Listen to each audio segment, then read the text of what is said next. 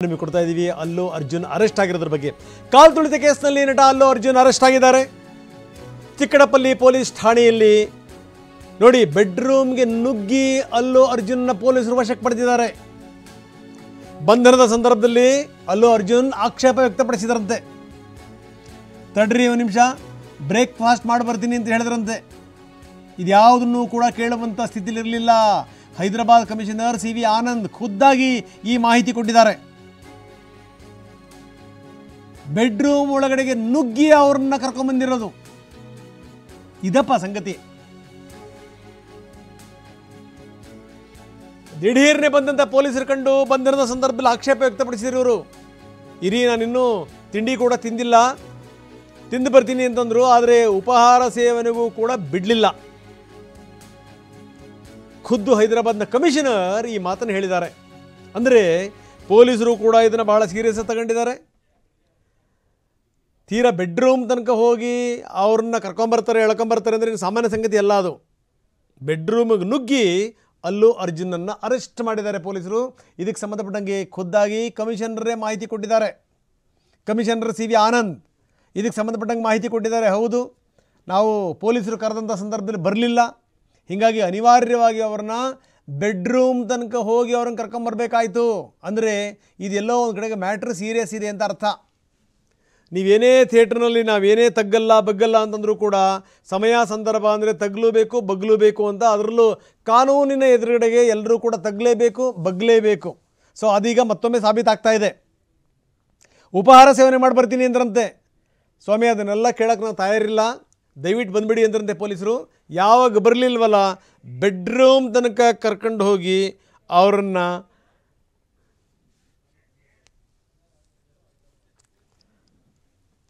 ಪೊಲೀಸರು ಅರೆಸ್ಟ್ ಮಾಡ್ಕೊಂಡು ಕರ್ಕೊಂಡು ಹೋಗಿದ್ದಾರೆ. ಬನ್ನಿ, ಶಿವರಾಜ್ ಕುಮಾರ್ ನಮ್ಮ ಜೊತೆಗೆ ಸಂಪರ್ಕದಲ್ಲಿದ್ದಾರೆ. ಶಿವರಾಜ್, ಕೇಳ್ತಾ ಇದ್ರಿ ಏನೇನಾಯಿತು ಅಂತ. ನೀವು ಆರಂಭದಲ್ಲಿ ಒಂದು ಮಾತು ಹೇಳಿದ್ರಿ, ತಗ್ಗದೇ ಇಲ್ಲ ಬಗ್ಗದೇ ಇಲ್ಲ ಅಂತ, ತಗ್ಗಲ್ಲ ಬಗ್ಗಲ್ಲ ಅಂತ ಎಲ್ಲರ ಹತ್ರ ಹೇಳಿದ್ರೆ ನಡೆಯುತ್ತಾ ಶಿವರಾಜ್? ನಂಬರ್ 1, ಕಾನೂನಿನ ಎದುರುಗಡೆಗೆ ತಗ್ಲೇಬೇಕು, ಅಥವಾ ನಾವು ತೀರಾ ಕಟಿಂಗ್ ಮಾಡ್ಕೊಳಕ್ಕೆ ಹೋದಂಥ ಸಂದರ್ಭದಲ್ಲೂ ಕೂಡ ಬಗ್ಲೇಬೇಕು. ಬಗ್ಗಲ್ಲ ಅಂತಂದ್ರೆ ಆಗುತ್ತಾ? ಈಗ ನೋಡಿ, ಕಾನೂನು ಎಲ್ಲದಕ್ಕಿಂತ ಸುಪ್ರೀಂ ಅನ್ನುವಂಥದ್ದು ಮತ್ತೊಮ್ಮೆ ಸಾಬೀತಾಗಿದೆ. ತಿಂಡಿ ತಿಂದು ಬರ್ತೀವಿ ಅಂತಂದ್ರೂ ಕೂಡ ಬಿಡಲಿಲ್ಲ. ಸ್ಟಾರ್ ಹೋಗಿರೋ, ಆದರೆ ನೀವೇನಿದ್ರು ಚಿತ್ರರಂಗಕ್ಕೆ ಮಾತ್ರ ಸ್ವಾಮಿ, ನಮಗೆಲ್ಲ ಬನ್ನಿ ಅಂಥೇಳಿ ಸ್ಟಾರ್ ಹಾಕೊಂಡಿರುವಂಥ ಪೊಲೀಸರು ಸುಮ್ಮನೆ ಬಿಡ್ತಾರಾ? ಹೋಗಿ ಬೆಡ್ರೂಮಲ್ಲಿ ಹೋಗಿ ಅವ್ರನ್ನ ಕರ್ಕೊಂಡು ಹೋಗಿರೋದು. ಏನು ಹೇಳ್ತೀರಿ? ಖಂಡಿತವಾಗ್ಲೂ ರಂಗನಾಥ್, ಯಾಕಂದರೆ ಪುಷ್ಪ ಸಿನಿಮಾ ಇರುವಂಥದ್ದೇ ಒಬ್ಬ ರಕ್ತ ಚಂದನ ಸ್ಮಗ್ಲರ್ನ ಕತೆ. ಆ ಸ್ಮಗ್ಲರ್ ಒಬ್ಬ ಇಡೀ ಚಿತ್ರದಲ್ಲಿ ಅಬ್ಬರಿಸ್ತಾನೆ, ತಾನೇ ದೊಡ್ಡ ಹೀರೋ ಅಂತ ಮೆರಿತಾನೆ. ಅಲ್ಲಿ ಪೊಲೀಸರನ್ನೇ ಒಂದು ರೀತಿಯಲ್ಲಿ ಅವಮಾನ ರೀತಿಯಲ್ಲಿ ಅವ್ರನ್ನ ಒಳಗಿಸುವಂಥದ್ದು. ಪೊಲೀಸರು ಏನೂ ಲೆಕ್ಕಕ್ಕಿಲ್ಲ ನನ್ನ ಮುಂದೆ ಅನ್ನೋ ರೀತಿಯಲ್ಲಿ ಸ್ಮಗ್ಲರ್ ಕಥೆಯನ್ನು ಹೆಣೆದಿರುವಂಥದ್ದು. ಆ ಒಂದು ಕತೆ ಸಿನಿಮಾಗೆ ಮಾತ್ರ ಸೀಮಿತವಾಗಿರುತ್ತೆ. ಎಲ್ಲೋ ಒಂದು ಕಡೆ ಅದರ ರಿವೆಂಜ್ ಇಲ್ಲಿ ಪೊಲೀಸರು ಕೂಡ ತೋರಿಸ್ತಾ ಇದ್ದಾರೆ. ರಿಯಲ್ ಪೊಲೀಸರು ಯಾವ ರೀತಿ ಇರುತ್ತೆ, ಕಾನೂನು ಅಂದರೆ ಯಾವ ರೀತಿ ಇರುತ್ತೆ ಅನ್ನೋದು ಪಾಠವನ್ನು ಇವತ್ತು ಅಲ್ಲು ಅರ್ಜುನ್ಗೆ ಮಾಡ್ತಾ ಇರ್ಬೋದು ಅನಿಸುತ್ತೆ.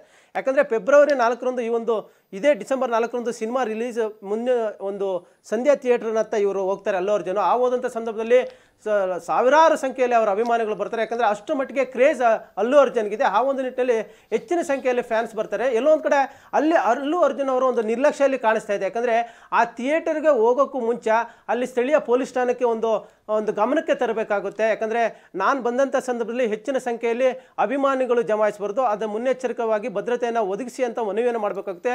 ಆ ಒಂದು ನಿರ್ಲಕ್ಷ್ಯ ಕೂಡ ಕಾಣಿಸ್ತಾ ಇದೆ. ಆ ಒಂದು ಮೇರೆಗೆ ಕಾಲ್ತುಳುಕಾಗಿ ಈಗ ಒಬ್ಬರು ಮಹಿಳೆ ಸಾವನ್ನಪ್ಪಿದ್ದಾರೆ. ಅದೇ ಅನುಸಾರವಾಗಿ ಈಗ ಒಂದು ದೂರು ಕೂಡ ದಾಖಲಾಗಿರುವಂಥದ್ದು. BNS 105 ಅವ್ರನ್ನ ಅರೆಸ್ಟ್ ಮಾಡಿದ್ದಾರೆ, ವಶಕ್ಕೂ ಕೂಡ ಪಡೆದುಕೊಂಡಿದ್ದಾರೆ. ಇದು ವಿಚಾರಣೆಯನ್ನು ಇನ್ನೂ ಕೂಡ ಮುಂದಿನ ಹಂತದಲ್ಲಿ ಪೊಲೀಸರು ಮಾಡ್ತಾರೆ.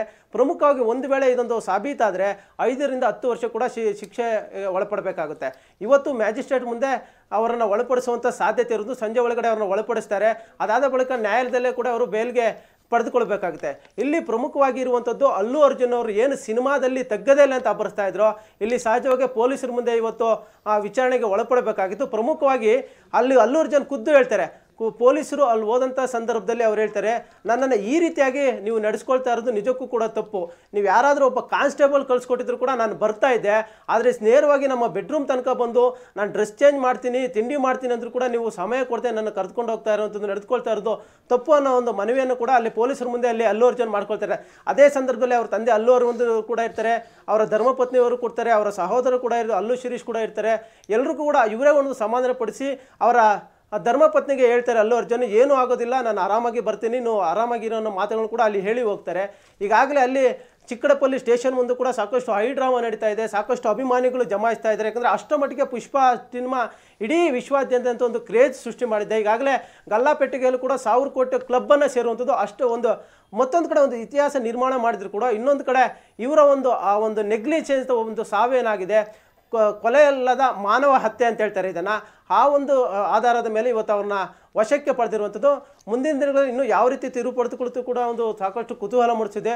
ಒಂದು ವೇಳೆ ಏನಾದರೂ ಇದು ಸಾಬೀತಾದರೆ 5 ರಿಂದ 10 ವರ್ಷ ಕೂಡ ಅವರು ಅರೆಸ್ಟ್ ಶಿಕ್ಷೆ ಒಳಗೆ ಸಂಪರ್ಕದಲ್ಲಿ ಅಲ್ಲು ಅರ್ಜುನ್ ತಂದೆ ಪೊಲೀಸ್ ಠಾಣೆಗೆ ಬಂದಿದ್ದಾರೆ. ಅವರು ವೆಹಿಕಲನ್ನು ಹತ್ತಕ್ಕೆ ಹೋಗಿದ್ರು, ಕೊನೆಗೆ ಅವ್ರನ್ನ ಇಳಿಸಿದ್ರು ಪೊಲೀಸರು, ನೀವೇನು ಬರಬೇಡಿ, ನಿಮ್ಮ ಮಗನಷ್ಟೇ ಕಳಿಸಿ ಅಂತ. ಅದಾದ ನಂತರ ಈಗ ಅಲ್ಲು ಅರ್ಜುನ್ ತಂದೆ ಪೊಲೀಸ್ ಠಾಣೆಗೆ ಬಂದಿದ್ದಾರೆ, ಅಲ್ಲು ಅರವಿಂದ್. ಯಾಕಂದರೆ ಇವರು ಸಿನಿಮಾ ನೋಡೋಕೆ ಹೋದ್ರಲ್ಲ, ಅದು ಇಂಥ ಸಂದರ್ಭದಲ್ಲಿ ಒಂದಷ್ಟು ಈ ರೂಲ್ಸ್ಗಳನ್ನು ಫಾಲೋ ಮಾಡಬೇಕು. ಈ ಸ್ಟಾರ್ ನಟರು ತಾವು ಹೋದ್ರಲ್ಲಿ ಏನೇನು ಎಡವಟ್ಟುಗಳಾಗ್ಬಿಡ್ತವೆ, ಏನು ಎತ್ತ ಅಂತ. ಎಲ್ಲರೂ ಯಾವುದಾದ್ರೂ ಥಿಯೇಟ್ರಲ್ಲಿ ಹೋಗ್ತಾರೆ ಅಂತಂದರೆ ಹೇಳಿ ಹೋಗಬಾರ್ದು. ಹೋಗುವಂಥ ಸಂದರ್ಭದಲ್ಲಿ ಒಂದಿಷ್ಟು ಪೊಲೀಸರು ಪರ್ಮಿಷನ್ ತೊಗೋಬೇಕು.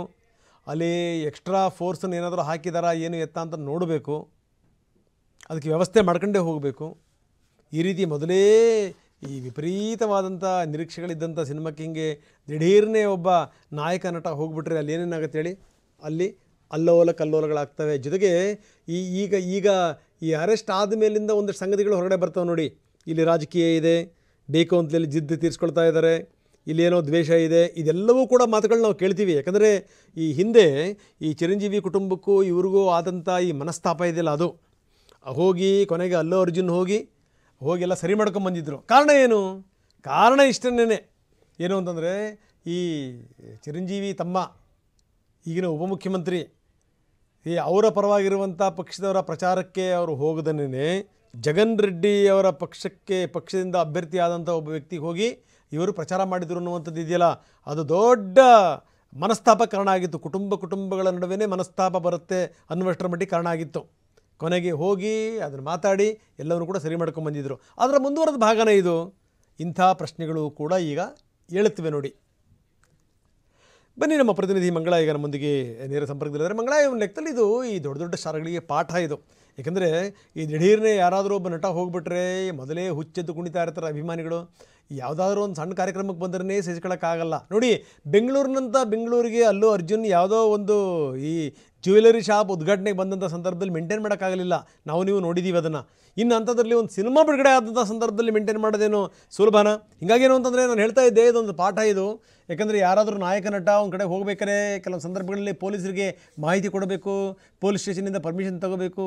ಜೊತೆಗೇನು ಅಂದರೆ ಯಾರಿಗೂ ಸದ್ದು ಗದ್ದಲ ಇಲ್ಲದೇ ಹೋಗಿ ಬಂದುಬಿಡಬೇಕು. ಇಲ್ಲ ಅಂತಂದರೆ ಇದು ಎಡವಟ್ಟುಗಳಾಗ್ತವೆ ಅಂತ. ದೊಡ್ಡ ಪಾಠ ಇದು, ಏನಂತೀರಿ?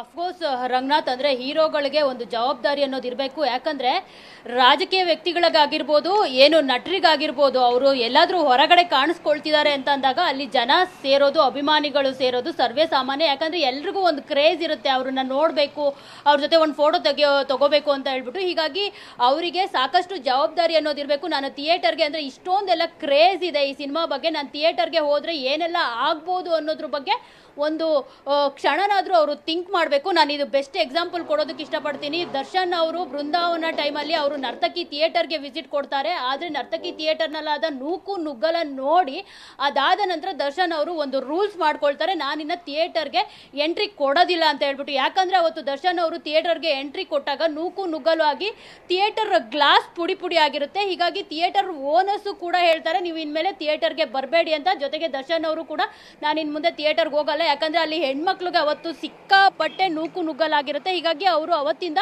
ನಾನು ಇನ್ನು ಮುಂದೆ ಥಿಯೇಟರ್ಗೆ ಹೋಗಲ್ಲ ಅಂತ ಹೇಳ್ತಾರೆ. ಸಾಕಷ್ಟು ಬಾರಿ ದರ್ಶನ್ ಅವ್ರಿಗೂ ಈ ಪ್ರಶ್ನೆ ಎದುರಾಗಿರುವಂಥದ್ದು, ಯಾಕೆ ಥಿಯೇಟರ್ಗೆ ಬರ್ತಾ ಇಲ್ಲ ಅಂತ. ಥಿಯೇಟರ್ ಓನರ್ಸು ಮತ್ತು ಯಾರು ನೂಕು ನುಗ್ಗಲು ಆಗಲಿಲ್ಲ ಅಂದರೆ ನಾನು ಥಿಯೇಟರ್ಗೆ ವಿಸಿಟ್ ಕೊಡ್ತೀನಿ ಅನ್ನೋ ಒಂದು ಮಾತನ್ನು ಹೇಳೋ ಮೂಲಕ ದರ್ಶನ್ ಅವರು ಅವತ್ತು ಒಂದು ರೀತಿ ನಿರ್ಧಾರವನ್ನು ಮಾಧ್ಯಮಗಳಲ್ಲೂ ಕೂಡ ಸಾಕಷ್ಟು ಬಾರಿ ಹೇಳಿರೋದುಂಟು. ಸೊ ಹೀಗಾಗಿ ಒಬ್ಬ ನಟ ಅಲ್ಲಿ ಪರಿಸ್ಥಿತಿಗಳನ್ನು ನೋಡಿ ಒಂದು ನಿರ್ಧಾರಕ್ಕೆ ಬರಬೇಕಾಗುತ್ತೆ. ಅವತ್ತು ಅಲ್ಲು ಅರ್ಜುನ್ ಅವರು ಏನು ಬೇಜವಾಬ್ದಾರಿಯನ್ನು ವಹಿಸಿದ್ದಾರೆ ಅಂದರೆ, ಈ ಥರ ನೂಕು ನುಗ್ಗಲು ಆಗ್ತಿದೆ ಅಂತ ಗೊತ್ತು, ಆದರೂ ಕೂಡ ಅವರು ಥಿಯೇಟರ್ ಇಂದ ಹೊರಗಡೆ ಹೋಗೋದಿಲ್ಲ. ಜೊತೆಗೆ ರೇವತಿ ಅನ್ನೋ ನೀವು ಸಂಪರ್ಕದಲ್ಲಿ ಅರ್ಜುನ್ ಬಂಧನದ ಸಂದರ್ಭದಲ್ಲಿ ಹೈ ಡ್ರಾಮಾ ನಡೆದಿದೆ. ಹೈದರಾಬಾದ್ನ ಅಲ್ಲು ಅರ್ಜುನ್ ನಿವಾಸಕ್ಕೆ ಪೊಲೀಸರು ಬಂದಿದ್ದಾರೆ. ಆ ಸಂದರ್ಭದಲ್ಲಿ ನೀವೊಬ್ಬ ಸಾಮಾನ್ಯ PC ಕಳಿಸಿದ್ರು ಕೂಡ ನಾವು ಬರ್ತಾ ಇದ್ದೆ, ಯಾಕೆ ಇಷ್ಟೊಂದರ ಹಿಂಡು ದಂಡು ಬಂದಿದ್ದೀರಿ ಅಂತ ಇವರು ಪ್ರಶ್ನೆ ಕೇಳಿದ್ದಾರೆ. ಕೊನೆಗೆ ನಾನು ಇನ್ನೂ ಬ್ರೇಕ್ಫಾಸ್ಟ್ ಮಾಡಿಲ್ಲ, ಟೈಮ್ ಕೊಡಿ ಅಂತ ಕೇಳಿದ್ದಾರೆ. ಅದಕ್ಕೆಲ್ಲ ಟೈಮ್ ಕೊಡೋಕ್ಕಾಗಲ್ಲ ಅಂತ ಹೇಳಿ ಇವರು ನೇರವಾಗಿ ಅವರ ಬೆಡ್ರೂಮ್ ತನಕ ಹೋಗಿ ಅಲ್ಲು ಅರ್ಜುನನ್ನು ಪೊಲೀಸರು ಕರ್ಕೊಂಡು ಹೋಗಿದ್ದಾರೆ. ಸುಮಾರು 12-15 ಸುಮಾರಿಗೆ ಅಲ್ಲು ಅರ್ಜುನನ್ನು ಅರೆಸ್ಟ್ ಮಾಡಿದ್ದಾರೆ ಪೊಲೀಸರು. ಅರೆಸ್ಟ್ ಮಾಡಿ ಕರ್ಕೊಂಡು ಹೋಗಿದ್ದಾರೆ. ವೆಹಿಕಲಲ್ಲಿ ಪೊಲೀಸ್ ವಾಹನ ಹತ್ತುವಂಥ ಸಂದರ್ಭದಲ್ಲಿ ಅವ್ರ ತಂದೆ ಕೂಡ ಹತ್ತಿದ್ರು. ಅವ್ರ ತಂದೆಯವರನ್ನ ಇಳಿಸಿದ್ರು ಪೊಲೀಸರು. ನೋಡಿ, ಅವ್ರು ಹೋಗ್ಬೇಕಾರೆ ಅವರ ಪತ್ನಿಗೆ ಅವರು ಹಗ್ ಮಾಡಿ ಆಕೆಯ ಕೆನ್ನೆಗೆ ಮುತ್ತಿಟ್ಟು, ಏನೂ ಆಗಲ್ಲ, ಮತ್ತು ನಾನು ವಾಪಸ್ ಬರ್ತೀನಿ ಅಂತ ಹೇಳಿ ಅಲ್ಲು ಅರ್ಜುನ್ ಪೊಲೀಸ್ ವೆಹಿಕಲನ್ನು ಹತ್ತಿದ್ದು. ಅದಕ್ಕಿಂತ ಮೊದಲನೇ ಅವ್ರ ತಂದೆ ಕೂಡ ಕೂತ್ಕೊಂಡಿದ್ರು. ಅವ್ರ ತಂದೆನೇ ಪೊಲೀಸರು ಕೆಳಗಡೆ ಇಳಿಸಿದರು ಅಲ್ಲು ಅರವಿಂದ್ ಅವ್ರನ್ನ. ಕೊನೆಗೆ ಅಲ್ಲು ಅರ್ಜುನನ್ನು ಕರ್ಕೊಂಡು ಈಗ ಪೊಲೀಸ್ ಸ್ಟೇಷನ್ಗೆ ಹೋಗಿದ್ದಾರೆ. ಚಿಕ್ಕಡಪಲ್ಲಿ ಪೊಲೀಸ್ ಠಾಣೆಯಲ್ಲಿ ಪ್ರಕರಣ ದಾಖಲಾಗಿತ್ತು. ಅರೆಸ್ಟ್ ವಾರೆಂಟ್ ಕೂಡ ಇತ್ತು.